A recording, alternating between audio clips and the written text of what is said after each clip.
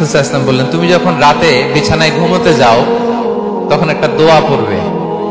আমরা তো শুধু একটা দোয়াই পড়ি, বিসমিকা আল্লাহুম্মা আমুতু ওয়া আহইয়া। এটা পড়েন আপনারা না? আল্লাহুম্মা বিসমিকা আমুতু ওয়া আহইয়া, এই একটা দোয়াই পড়ি। কিন্তু রাসূল সাল্লাল্লাহু আলাইহি ওয়াসাল্লাম ঘুমের আগেও আরো চমৎকার চমৎকার অনেক দোয়া পড়তেন।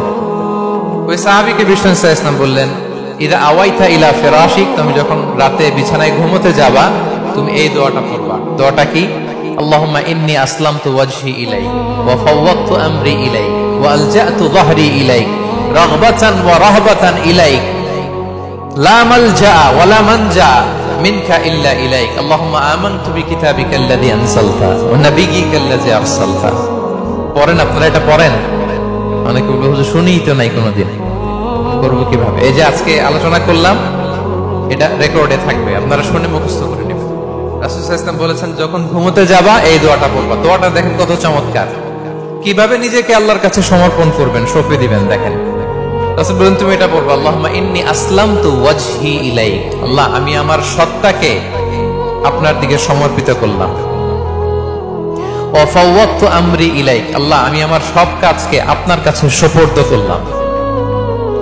ওয়া আলজাতু যাহরি ইলাইক, আল্লাহ আমার পিঠকে আমি আপনার কাছে আশ্রয় রাখলাম। সুবহানাল্লাহ পড়বেন না? আমরা যখন ঘুমাই আমাদের পিঠটা বিছানার মধ্যে লাগাই না? আল্লাহ আমার সত্তাকে আপনার কাছে আমি সমর্পিত করলাম, আল্লাহ আমার সব কাজকে আপনার কাছে আমি সঁপে দিলাম, আল্লাহ আমার পিঠটাকে আপনার কাছে আমি আমানত রাখলাম। লা মালজা ওয়া লা মানজা মিনকা ইল্লা ইলাইক, আল্লাহ আপনি ছাড়া আশ্রয় দেওয়ার কেউ নাই, আল্লাহ আপনি ছাড়া আমাদের মুক্তি দেওয়ার কেউ নাই। আল্লাহ আপনি যে রাসূল পাঠিয়েছেন সে রাসূলের প্রতি আমি ঈমান আনলাম। আল্লাহ যে কিতাব আপনি আসমান থেকে পাঠিয়েছেন ওই কিতাবের উপর আমি ঈমান আনলাম। সুবহানাল্লাহ পড়েন।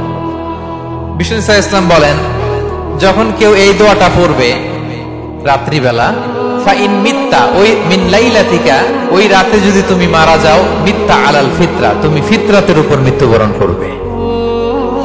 ওয়া ইন আসবাহতা আসবাহতা ওয়া ক্বাদ আসাবতা খায়রান কাসীরা, আর যদি রাতে মৃত্যু না হয় তুমি বেঁচে যাও তাহলে ওই দিনে তুমি প্রভূত কল্যাণ লাভ করবে। সুবহানাল্লাহ। তাহলে বলেন এই দোয়াটা পড়ার দরকার আছে না নাই? এই দোয়াটা যদি কেউ পড়ে সে মারা গেলে ওই রাতে ফিতরাতের উপর মারা যাবে। ফিতরাতের প্রথম অর্থ কি বলছিলাম? সবাই বলতে হবে, কি বলছিলাম? তাহলে এই দোয়া পড়ে রাতে মারা গেলে সে মুসলিম হয়ে মারা যাবে, ঠিক কিনা? তাহলে ফিতরাত, what is the essence of ফিতরাত, মোটামুটি বুঝে আসতেছে না আপনাদের? টপিকটা একটু নরম হয়ে আসছে না?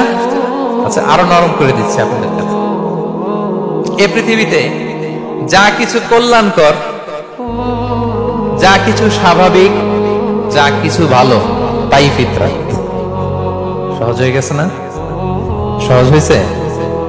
এই পৃথিবীতে যা কিছু স্বাভাবিক, যা কিছু কল্যাণকর, যা কিছু ভালো, তাই ফিতরাত। আওয়াজ করে বলুন তো, তাই কি? ফিতরাত। মেরাজের রাতে বিশ্বনবী সাল্লাল্লাহু আলাইহি ওয়াসাল্লাম যখন ঊর্ধ্বাকাশে গেলেন, ঊর্ধ্ব জগতের ভ্রমণে গেলেন, তখন রাসূল সাল্লাল্লাহু আলাইহি ওয়াসাল্লামকে দুইটা বোতল দেয়া হলো। কয়টা বোতল? এক বোতলে দুধ, আরেক বোতলে মদ।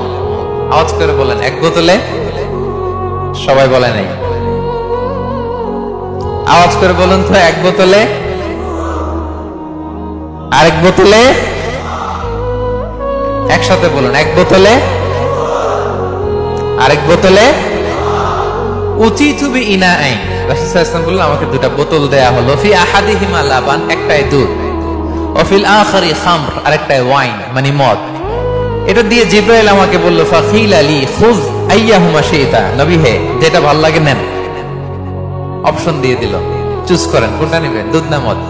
রাসূল সাল্লাল্লাহু আলাইহি ওয়াসাল্লাম বলেন, ফা আখাযতুল লাবানা ফাশারিবতু, আমি দুধের বোতল নিলাম এবং সেটা পান করলাম। ফাকালা হুদিতাল ফিতরা, আসছে ফিতরাত। এবার জিবরাইল আলাইহিস সালাম বললেন, you are guided to the ফিতরা, আপনি ফিতরাতটাই গ্রহণ করেছেন। আল্লাহু আকবার। আরেক বর্ণনায় এসেছে, আও আসাবতাল ফিতরা, you have taken the right path, you are on the track of ফিতরা।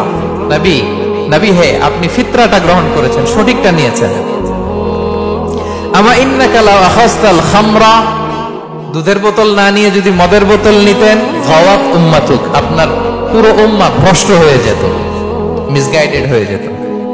এবার বলেন, মদের বোতল দুধের বোতল, কল্যাণকর কোনটা, স্বাভাবিক কোনটা, ভালো কোনটা, হেলদি ডায়েট্রি কোনটা? তাহলে ফিতরা কাকে বলে বুঝে গেছেন? টপিকটা নরম হইতেছে, নরম হচ্ছে, সহজ হচ্ছে। তাহলে পৃথিবীতে যেটা কল্যাণকর, যেটা ভালো, যেটা রুচিসম্মত, সেটাই ফিতরা। সেটাই কি? আচ্ছা, আরো সহজ করি। ফিতরাতের কিছু নিদর্শন রাসূল সাল্লাল্লাহু আলাইহি ওয়াসাল্লাম হাদিসে বলেছেন। এক হাদিসে বলেছেন 5টা, আর এক হাদিসে 10টা। কি কি? রাসূল সাল্লাল্লাহু আলাইহি ওয়াসাল্লাম বলেছেন খামসুন মিনাল ফিতরা, 5টা জিনিস আছে যেটা ফিতরাতের অন্তর্ভুক্ত। কি? এক নম্বরে আল খিতান, সারকামসিশন। খিতান বুঝেন তো, সুন্নাতে খাতনা। এটা ন্যাচারাল, এটা হেলদি, স্বাস্থ্যকর। বাংলাদেশে কিন্তু এই খাতনা নিয়েও এখন ষড়যন্ত্র হচ্ছে, ঠিক কি না? দেখবেন যে হসপিটালে খাতনা করাচ্ছে বাচ্চার, ওই বাচ্চা মরে যাচ্ছে, এরকম ঘটনা আছে না নাই? মানুষ যেন বাচ্চাদেরকে খাতনা করাতে ভয় পায়। কত সুদূর প্রসারী ষড়যন্ত্র। ডক্টররা এত চমৎকার ভাবে খাতনা করাচ্ছে, ওখানে বাচ্চা মরে যাচ্ছে। আর আমাদের সময়ে সব হাজাম দিয়ে, ঠিক কিনা? মনে আছে তো নাকি? হ্যাঁ, হাজাম দিয়ে খাতনা হয়ে যেত, কিছুই হয় নাই, সবাই সুস্থ, হেলদি। আর এখন ডক্টররা খাতনা করে, এখানে বাচ্চা মরে যায়। এটা ষড়যন্ত্র, ইটস আ বিগ কনস্পাইরেসি। এই কনস্পাইরেসি গুলোর ব্যাপারে আমাদেরকে সাবধান থাকতে হবে, ঠিক কিনা? এক নম্বরে খামসুন মিনাল ফিতরা আল খিতান, সারকামসিশন, মুসলমানি করা। ইব্রাহিম আলাইহিস সালাম ওনার 80 বছর বয়সে নিজ হাতে নিজের সুন্নতে খাতনা করেছেন। আচ্ছা, 2 নম্বরে আল ইস্তিহদাদ, পিউবিক হেয়ারস যেগুলো আছে দেহের অবাঞ্ছিত পশম, এগুলো পরিষ্কার করে রাখা। নাতফুল ইবিদ, বগলের পশম পরিচ্ছন্ন করে রাখা। তাকলিমুল আজফার, আঙ্গুলের নখ কেটে রাখা। নখ অনেকে এত বড় বড় করে রাখে, দেখবেন আছে না নাই? করা যাবে না, ময়লা জমে থাকে, আনহেলদি, খুবই বিশ্রী। নখ ছোট রাখতে হবে। কার কার নখ বড় আমি দেখতে যাবো না, ভয় পাই না। আবার জাস্ট বলে দিলাম, নিজের সাথে নিজে বোঝাপড়া করে নিয়ে। আচ্ছা, তাকলিমুল আজফার গেল। কসসু শারিব, মুখ ছোট রাখা। এই হাদিসে 5টা। আরেকটা হাদিসে আছে ইফাউল লুহা, দাড়িকে ছেড়ে দেওয়া। দাড়িকে মাফ করে দিবেন আর মুখকে ছোট করবেন। বুঝতে পারছেন? অনেকে দেখবেন এইটারে রাখে বড়, এদিকে নাই। এখানে কার কার এরকম অবস্থা আমি জিজ্ঞেস করব না, ভয় নাই। Feel free, feel like home.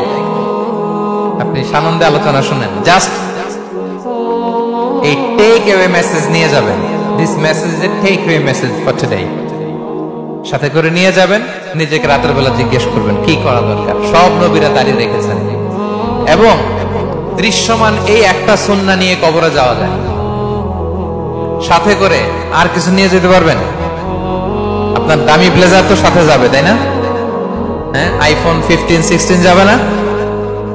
Bank balance, jewellery, ornaments, সঞ্চয়পত্র, এফডিআর, হ্যাঁ, বিএমডব্লিউ যাবে না। দৃশ্যমান দেখা যায়, অ্যাপারেন্টলি দেখা যায়, দৃশ্যমান একটা সুন্নাহ নিয়ে আপনি কবরে যেতে পারবেন। এটা কি? দাড়ি। যারা দাড়ি রাখছেন না তাদের কাছে জাস্ট প্রশ্ন রাখলাম, ভাববেন যে আমার রাখা উচিত কিনা।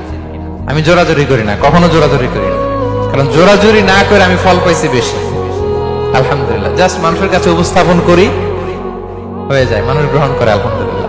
জাস্ট উপস্থাপন করলাম। যারা এটা বড় করেন নাই, বড় করে দিবেন, মুখ ছোট করে ফেলবেন। আচ্ছা, তারপর লাজুকতা, লজ্জা, লজ্জাশীলতা, এটা ফিতরাতের অন্তর্ভুক্ত। মেসওয়াক করা ফিতরাতের অন্তর্ভুক্ত।